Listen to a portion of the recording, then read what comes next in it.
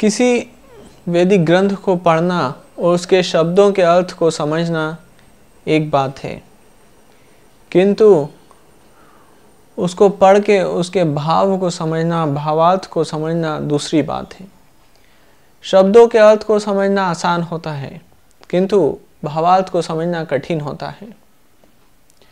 जो व्यक्ति अयोग्य है, अनधिकारी है उस ग्रंथ को पढ़ने के लिए, उसके लिए भावार्थ समझना असंभव है।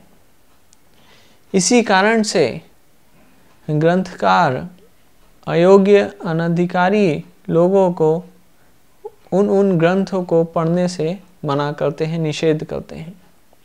इसका उद्देश्य ये है कि अगर अयोग्य, अनधिकारी व्यक्ति ग्रंथ को पढ़ता है तो वह सही अर्थ को तो समझ नहीं पाता और गलत अर्थ समझता है, और उससे उसका तो नुकसान होता ही है, अहित होता ही है। और दूसरा समाज को भी, वो जिन जिन लोगों को उसका प्रचार करता है, दुष्प्रचार करता है, गलत अर्थों को समझाता है, तो उससे समाज का भी नुकसान होता है। तो इसी कारण से वैदिक शास्त्रों में अयोग्य व्यक्ति के लिए उन ग्रंथों को पढ़ने के लिए, जिनको पढ़ने के लिए वो अयोग्य हैं, उससे निषेध किया गया है। और कई ग्रंथकारों ने तो शपथ दे के, प्रतिज्ञा दे के उन अयोग्य व्यक्ति को उन ग्रंथों को पढ़ने से निषेध किया है। श्री जयदेव गोस्वामी ने भी इस ग्रंथ गीत गोविंद को पढ़ने के लिए अयोग्य व्यक्ति को मना किया है। गीत गोविंद श्री जयदेव गोस्वामी द्वारा लिखा गया है। श्री जयदेव गोस्वामी अपने इस ग्रंथ श्री गीत गोविंद में बताते हैं कि कौन योग्य है, कौन अधिकारी है, कौन अधिकारी नहीं है।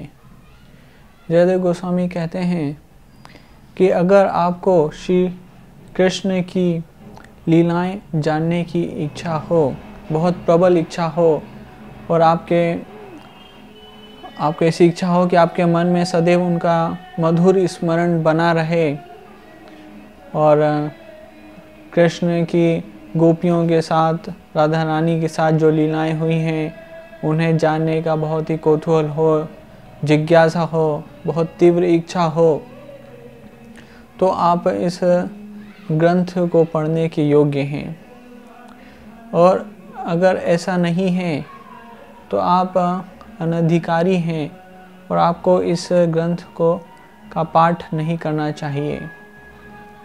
भले ही यह कितनी ही मधुर क्यों न लगे आपको, इसकी कविता, तो भी आपको इसका पाठ नहीं करना चाहिए।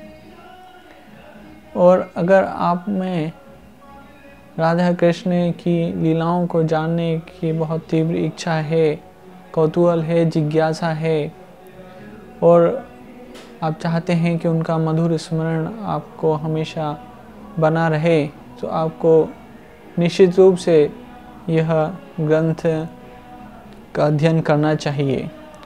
और तब जयदेव गोस्वामी का यह ग्रंथ श्री गीत गोविंद आपको बहुत ही प्रिय, मधुर, कोमल प्रतीत होगा।